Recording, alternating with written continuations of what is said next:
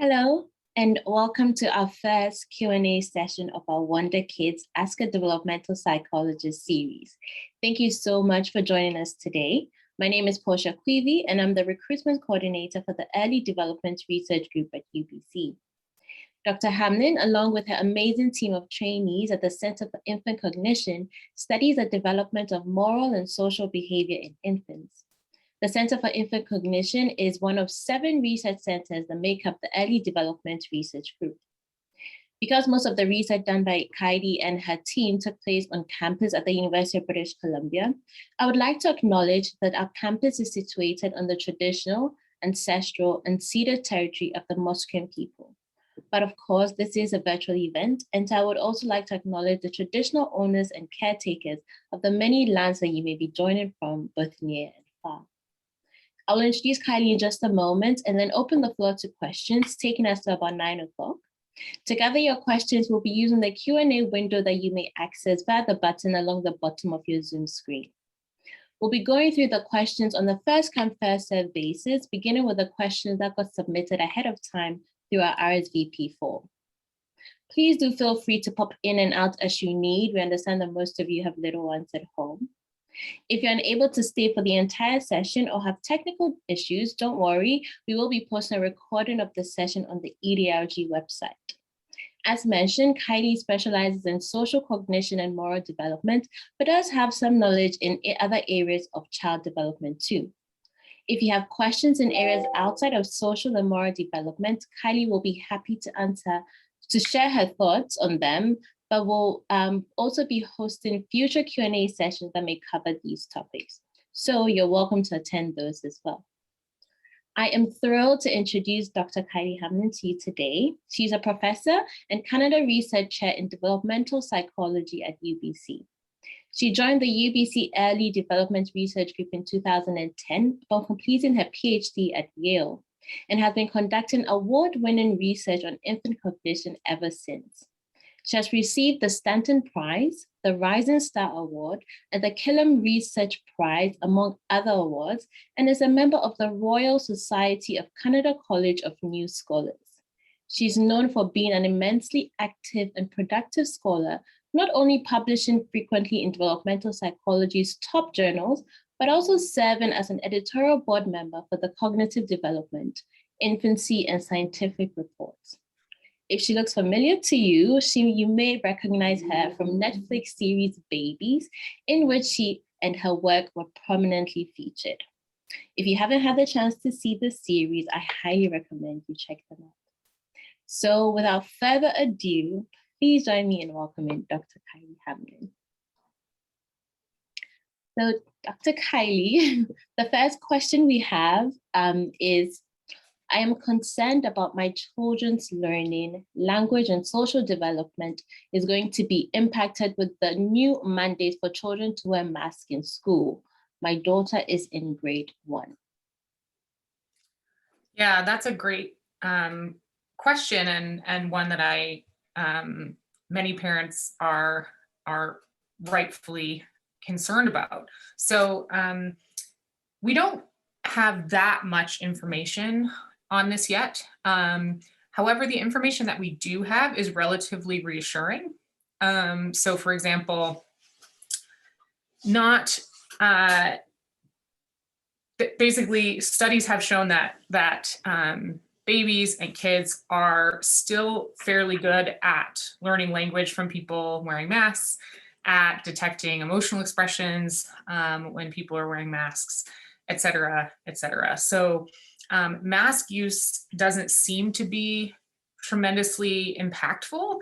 And one of the reasons that we think that is because studies like the stuff that we do at the EDRG have told us just how adaptable children are and how adaptable their learning is. So basically, if you give children a learning problem, they tend to figure out a way to solve it and just become really good at learning in that way. So maybe we'll find that kids will become excellent learners from people wearing masks, and indeed they will need to.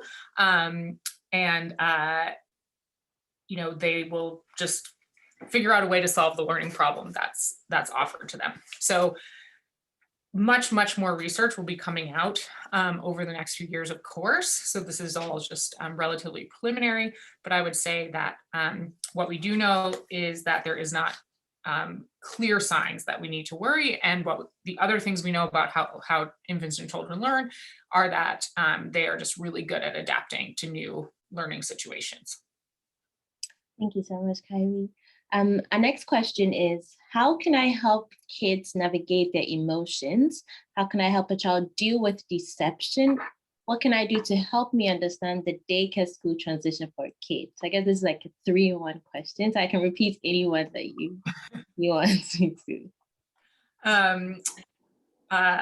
Yes, please. Okay. The navigating emotions one, I can start with. So research suggests that one helpful way to help children navigate their emotions is by helping them label their emotions. So by saying things like, you seem really frustrated right now, or, did that scare you when this happened? Or, also potentially labeling positive emotions. And this can help children feel essentially validated, so that you're recognizing their emotion and you are, seeing them where they are, can often help children to actually navigate their own emotions. Another thing is that we know that, we get better and better at emotion regulation as we get older and older. And indeed, it has been said that sort of like newborn babies entirely lack emotion regulation, and sort of the parent is the emotion regulation of the child. And of course, so it is indeed our job to help our children navigate their emotions, or even to be their emotion regulation system. But the research does suggest that with toddlers on up, labeling emotions can really help. Thank you. And then the second question within that was, how can I help a child deal with deception? Yeah, so if this person is here, maybe they could, sorry guys, I'm getting some notifications on my computer. Maybe they could say more about what they mean. So I'm wondering if you mean situations when the child themselves is being deceived, or helping them understand deception. Yeah, what is I think the person might be talking about like moments about in times when they're being deceived, how they can deal with, understanding it, or yeah. I think for young children, just sort of doing a lot of, it depends on the age of the child, of course, but for a child who's able to understand language, so from sort of toddlers on up, just sort of trying to explain it in a bunch of different ways, and potentially help the child understand sort of why this might have happened, or how they might avoid it happening again. If it's something that has really upset them, then they might be motivated to not have it happen again in the future. Maybe they could tell the person who's deceived them that it upset them, or et cetera, et cetera. Yeah, I'm sorry. I hope that was what was being asked there. Well, moving on to the next question, we have one that is asking, how do we explain other people's bad actions to children? Yeah. I think that's related to the previous question. Yeah. Well, when I think about how I explain these things to my own toddler, so I have a 27-month-old, and I explain to her, I try to explain how people can sometimes do bad things, and it might not make them bad people. So that is a sort of common theme in the morality literature, where you can help children distinguish between when and why somebody might do something bad. Maybe they were really tired and that's why your friend hit you, or maybe your friend didn't understand that toy was really important to you, or things like that. So these are sort of the ways that you might explain kind of playground bad behaviors, in terms of explaining, honest to goodness, sort of really, really bad behaviors. That would, of course, depend on the age of the child. And I assume that similar processes would work in those situations as well, although potentially ramped up quite a bit. Yeah, but with bad things that happen to them from their friends or things like that, just trying to help children understand, why sometimes individuals behave badly. So maybe they're feeling bad themselves, maybe they didn't understand the situation, et cetera. And also, again, helping them to figure out how they might kind of avoid this happening to them again in the future. So, maybe not playing with Susie right after nap time, or, other examples. Yeah. Thank you so much for that. We have a question that came in from the Q&A box. And so the question is, my daughter is 15 months. She's really friendly and happy around women, but afraid of men and not interested in other children. Is it normal, and what can I do to help? Yeah, I mean, certainly children are often much more inhibited around men, particularly if their primary caregiver is female. But even sometimes not then. There are some who hypothesize sort of like evolutionary reasons for this, that sort of males are traditionally more dangerous. Males are sort of potentially more dangerous to children than females are, or at least less associated with extensive amounts of care. But it could also just be a brute familiarity type situation. And in terms of not being particularly interested in playing with other kids, though that level of interest typically increases dramatically. For babies around 15 months, they're still really squarely in the parallel play zone. So they might play next to another child, but not play with another child. And so I wouldn't necessarily be concerned, given the age that you mentioned. Although if your child was not interested in any social partners, including women, and then I might be more concerned. But it sounds like maybe your baby is just particularly partial to women, and that is not at all atypical. Another question is, what effect will seeing horror movies with real life actors have on a 1-year-old versus watching violent cartoons, such as violent anime? Is there an effect? Is the effect the same between live actors versus cartoon drawings? Mm-hmm. So most 1-year-olds won't have any, real understanding of what would be happening in something like a horror movie, right?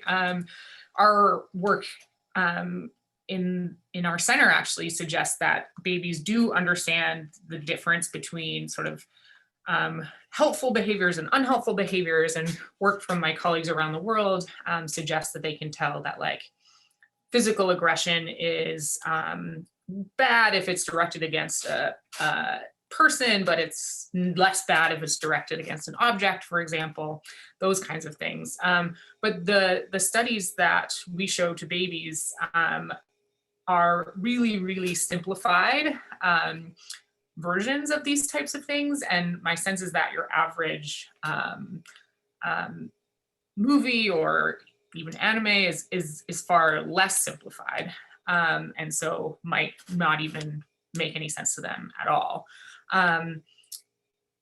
So in terms of whether there's a difference between how babies think about humans and how babies think about cartoon characters, there's lots of research suggesting that the answer is not really. So exactly what you ask is not something that I know of any research on in terms of the effect of watching sort of violence through people versus violence through, say, cartoons. But generally speaking, just like adults can readily attribute like real honest to goodness mental states to cartoon characters and can get wrapped up in cartoon stories. So too do infants, even very, very young infants. So the research suggests that they shouldn't in principle treat them differently, although I do doubt that they would understand these kind of complex storylines at that age. That's comforting to know. Another question is, I am a reservist and will occasionally, once or twice a year, have to leave my baby, 1-year-old, for several days or weeks at a time for courses. How can this affect his development?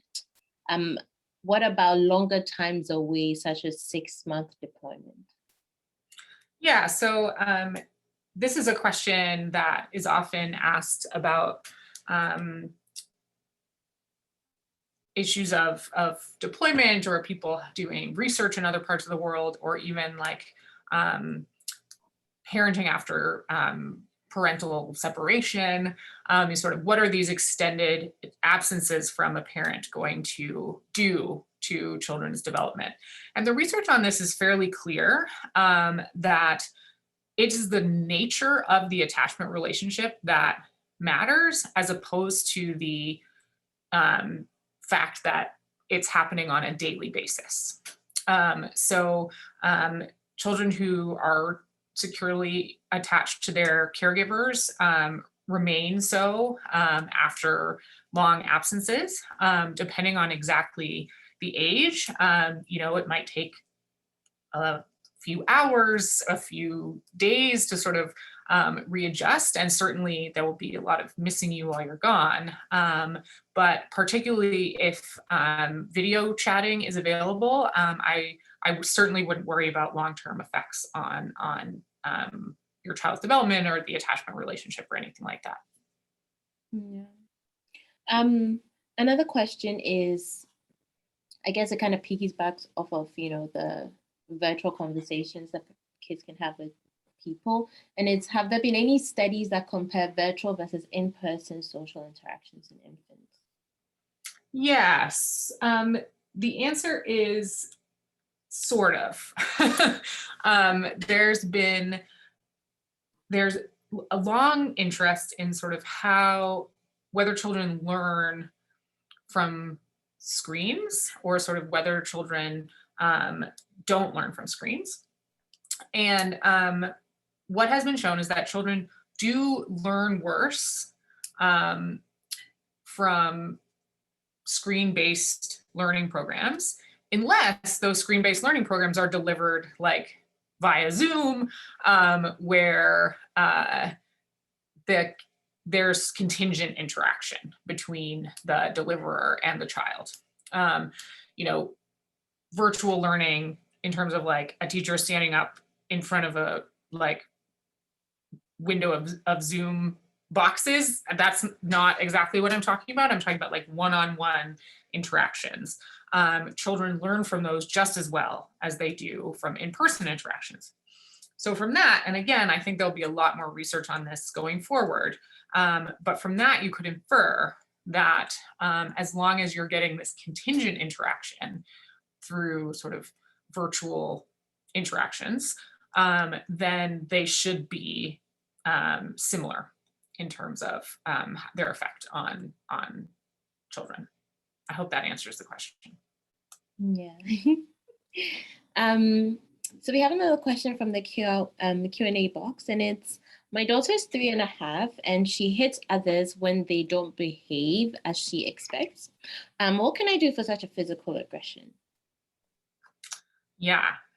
So there's lots of studies on these issues in the field of moral development, because it's like, how can you say that children are these wonderfully pro-social creatures if they just sort of like hit each other, or randomly hit and bite and kick, etc. And they certainly do that. I'm speaking from personal experience.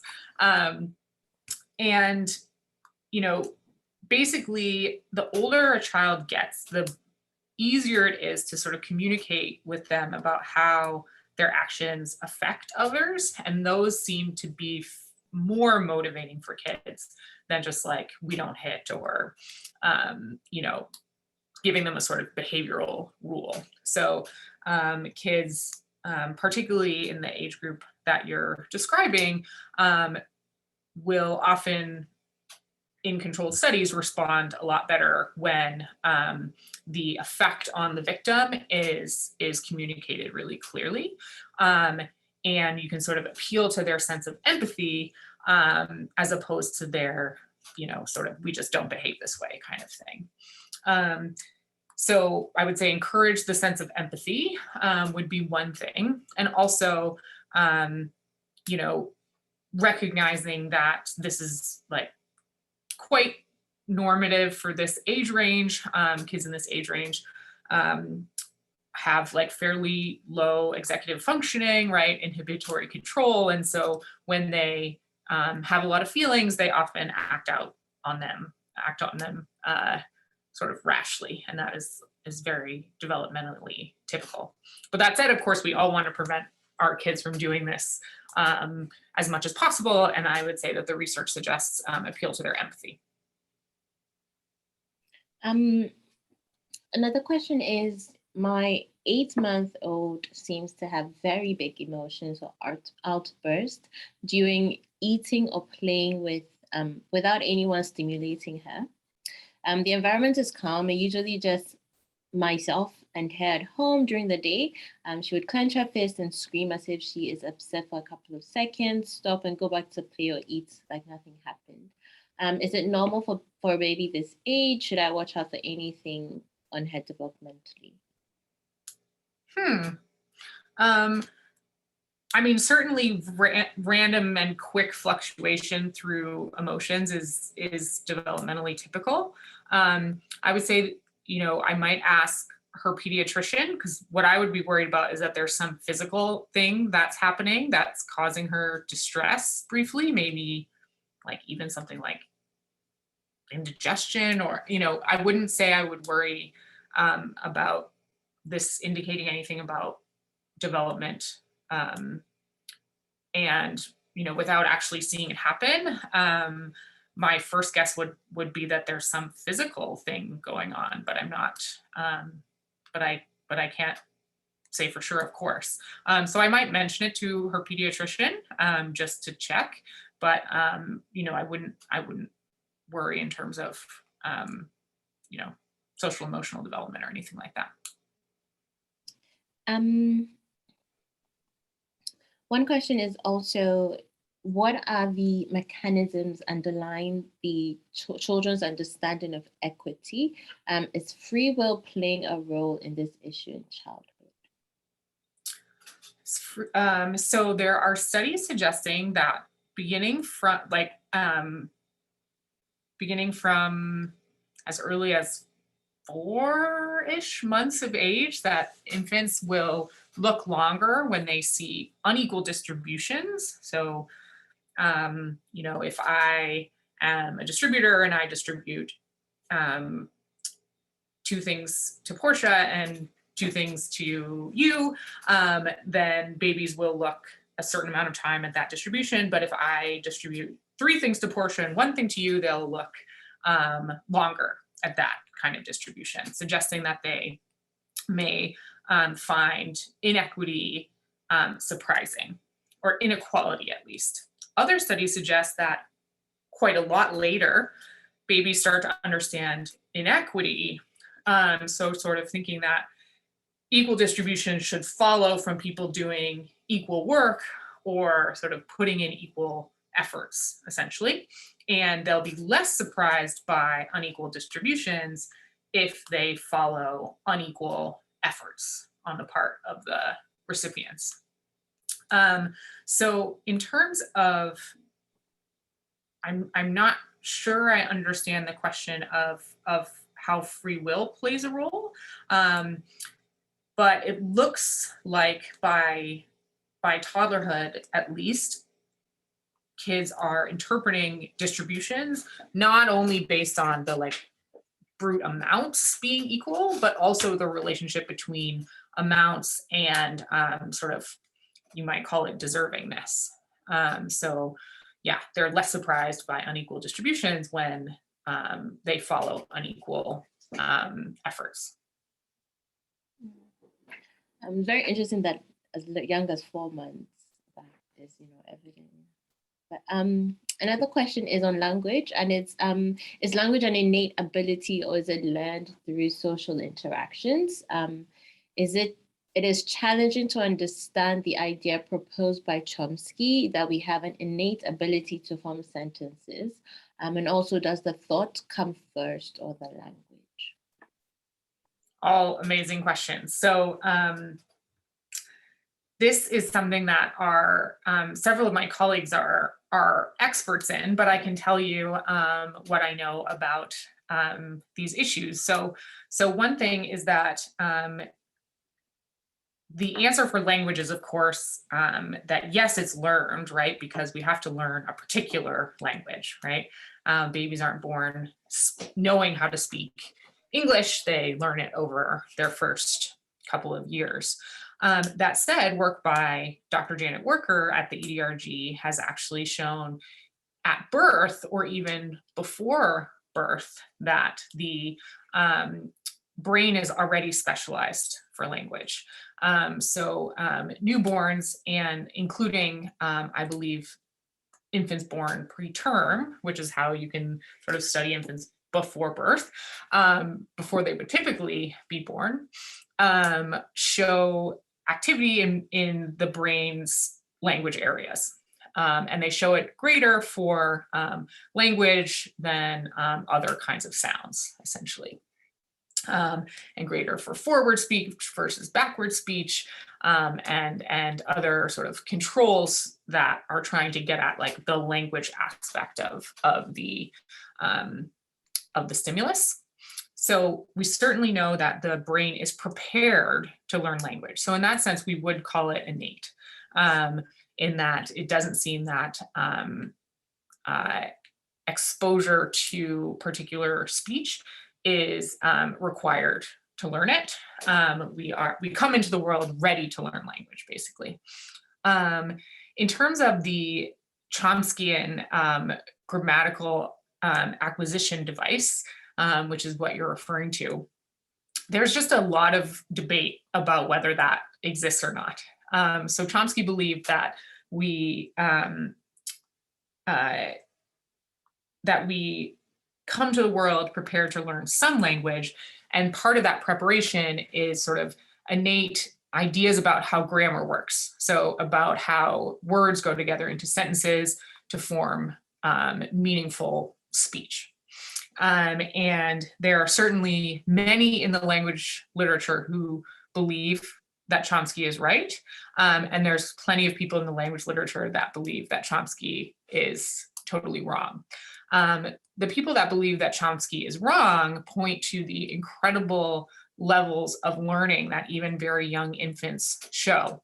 So you can sort of teach young infants a nonsense language, essentially, and they quickly seem to extract rule-like structure from very, very little inputs. So though the individuals who study those processes, which are generally referred to as statistical learning, would say that you don't need an innate grammar understanding device because you can pull the information out of the speech stream really well if you have like very high level statistical learning abilities.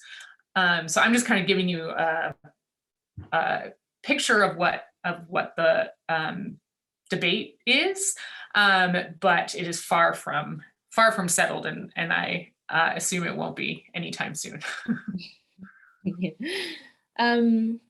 Another question is, based on your research, how does morality influence or is connected to prosocial behavior for young children?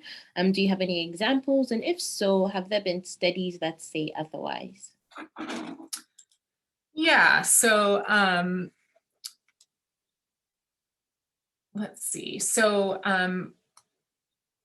I'm assuming that the question is, how does moral judgment relate to moral behavior or prosocial behavior for young children? If not, though, please let me know, but that's the question that I'm going to answer. So we have previously found that there is a fair amount of association between different kinds of moral judgments in kids. So a kid that's good at judging that a particular type of action is bad is also good at judging that another kind of action is bad, essentially. However, and prosocial behavior also tends to hang together. So kids who share more also tend to help more, and also to be more concerned with others' emotions, or at least that's what our studies have shown. However, those two things don't actually seem to be particularly well connected, at least in young children. They're actually surprisingly poorly connected in adults too. So it's not necessarily surprising that they're not that well connected in children. But it seems like there's the sort of aspects of morality that are about being sort of a prosocial individual. And then there's the aspects that are about sort of effective moral judgment.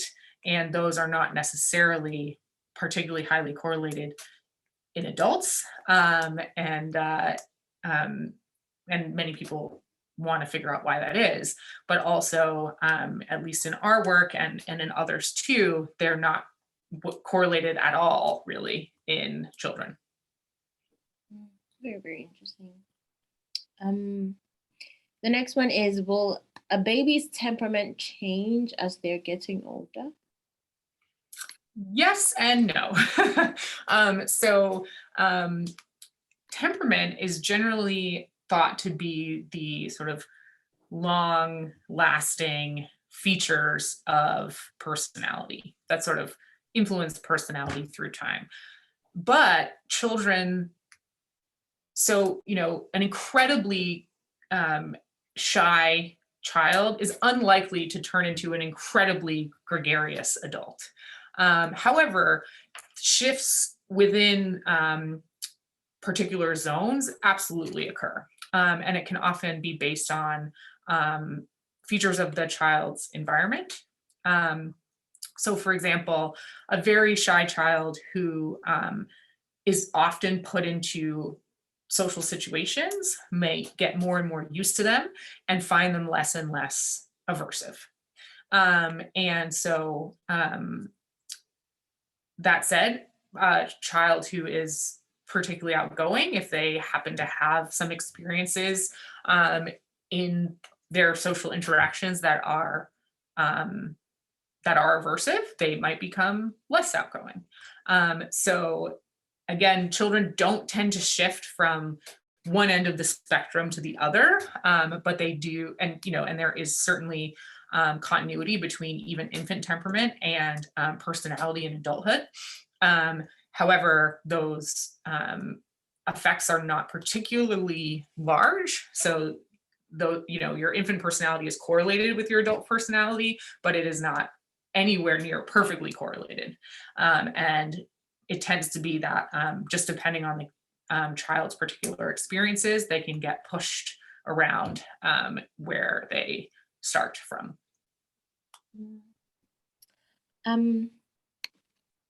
Another question is it ever too late, or is there an ideal age for children to be expected to adhere to stricter social rules, like at dinner time, for example? Is it worth the fight to expect a 3 or a 4-year-old to sit at the table with good manners? How much of a role does consistent expectations versus change in expectations based on their individual developmental stage and ability to play in child behavior. I can repeat anything in that question if you want. Yeah, thank you. That's a great question. So I think that probably what the research would suggest is sort of model and set expectations, but be okay with it when child misses them. Certainly expecting a 3 or 4-year-old to regularly sit politely at the dinner table with good manners. If you can get it to happen, I would salute you, absolutely. However, 3 or 4-year-olds are certainly able to understand what good manners would be, and informing them of the goal will go a long way toward helping them to move in that direction. Somewhere in between totally throwing up your hands and thinking that they'll do it when they're older, because of course they won't do it when you're older unless those expectations are set, but also not being surprised or particularly concerned when the expectations are not consistently met, is I'd say where the goal would be, somewhere in the middle there. Yeah. This next question is, how can children's curiosity up towards sexual objects be managed?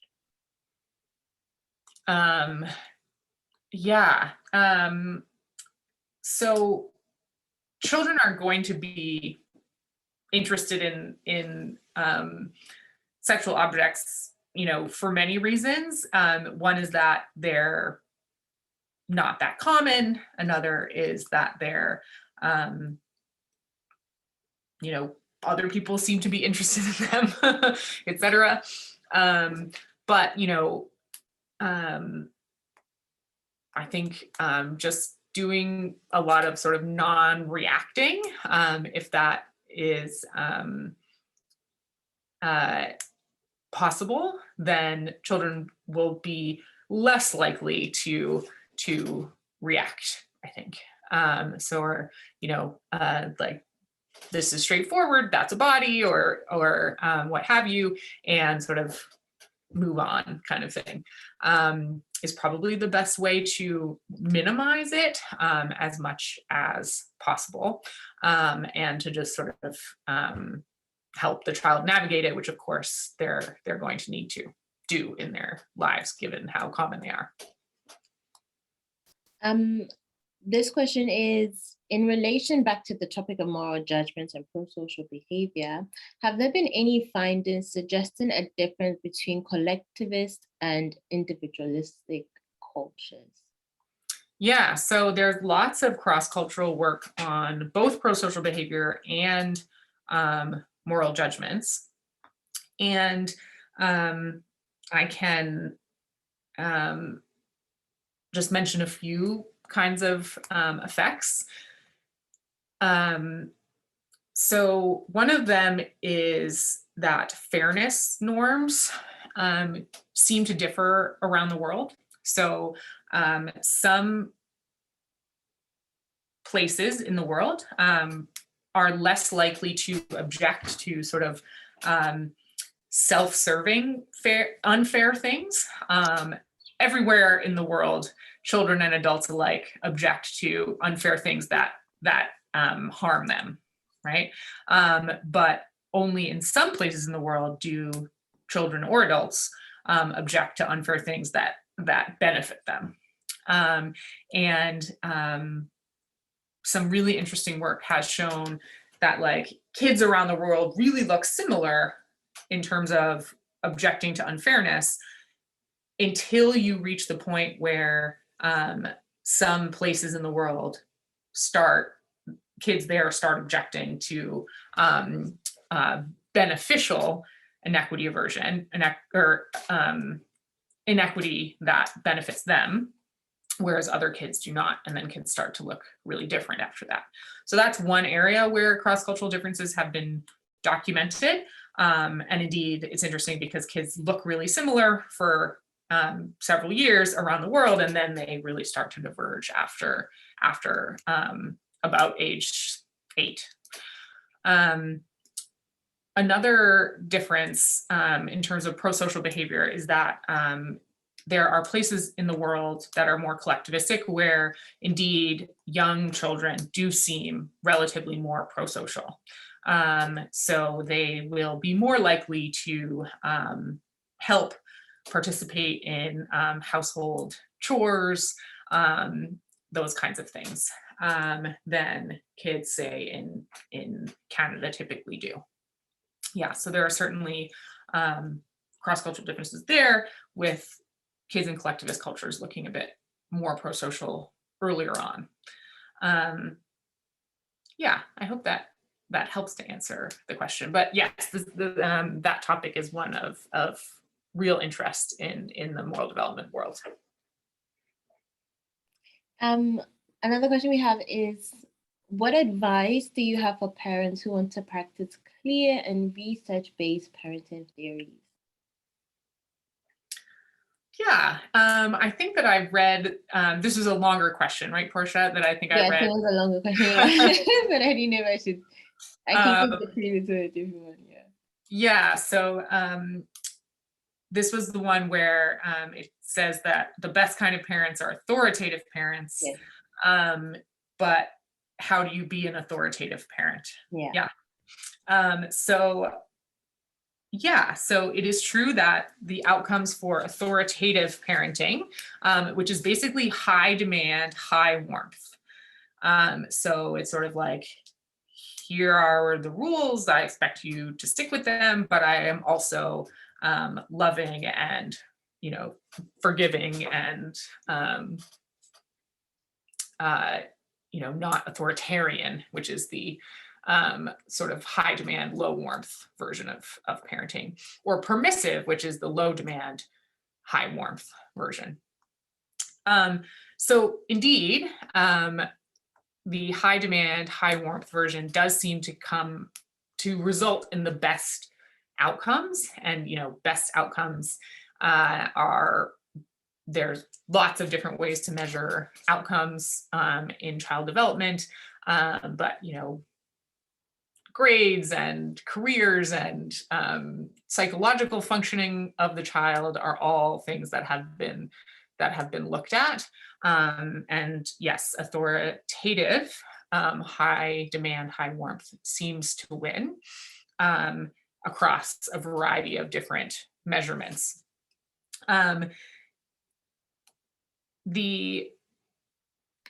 How to be a sort of high demand, high warmth parent is a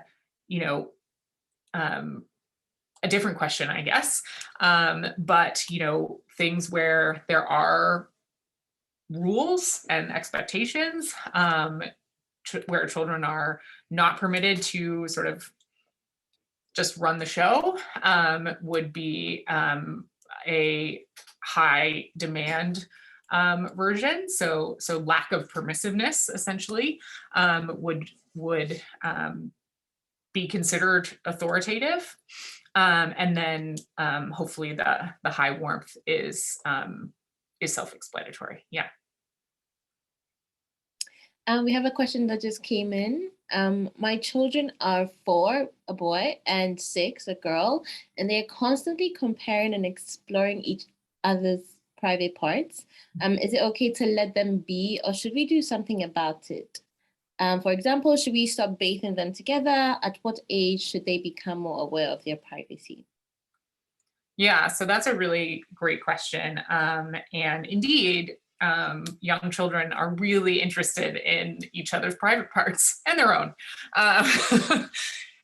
So I have heard, when I've heard others answer this question, who know more about this issue than I do, it's been encouraged that talking to children about privacy, and also talking to children about like who is and isn't allowed to touch one's private parts, right? So when you're a young child, of course, your family, your parents, your babysitters are going to be touching your private parts and toileting and all of that kind of stuff. Sorry, everyone, a loud thing is going by my office door. But, you know, so maybe it's okay for family members to touch each other's private parts, right? But not okay for, or family members plus your babysitter, but only in certain contexts, and not people who are not in the family or are not your babysitter who's helping you go to the bathroom or whatever. So yeah, because you wouldn't want to suggest one wouldn't want to suggest to their children that touching private parts is wrong or bad, but that there's sort of like particular context in which it's okay, like when you're in private or when you're with your family members, and there are particular people who can and cannot do it. And certainly I would say that 4 and 6-year-olds can absolutely be having and understanding those conversations, at least, or at least starting to. Sorry, the loud thing was coming by my office too. I think this might be the last question for the evening. And it's similar to one of the questions that already has been asked, but I guess this one is more specific to COVID babies. And it's in the context of COVID babies, how do you think virtual baby time, Facebook Live, Teams or Zoom meetings, etc., will impact, if at all, early moral and social development? Yeah, I think, you know, in-person interaction is wonderful, and we all hope to be getting more of it going forward.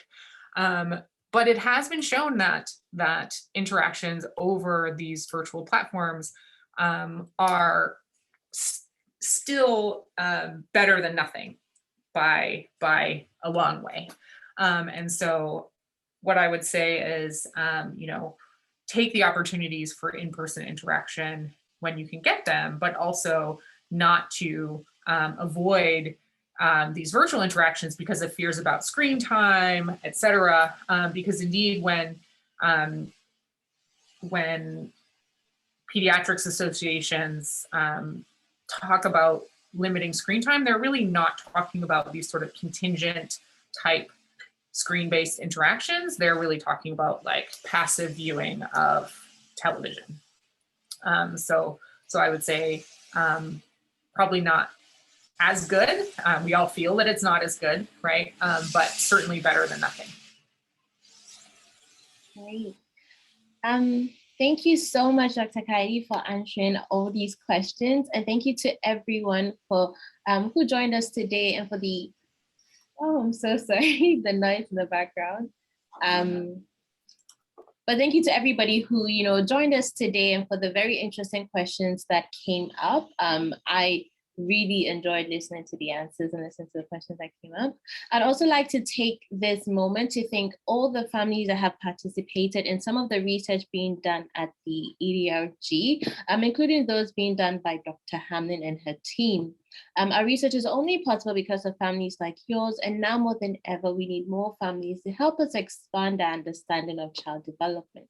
If you're interested in participating with us, you can use the QR code displayed here on your screens or the link in the chat to sign up to receive more information about studies you and your little one may be eligible for. Thank you all so much once again. We hope to see you at the next Q&A session, and we hope you have a very good night.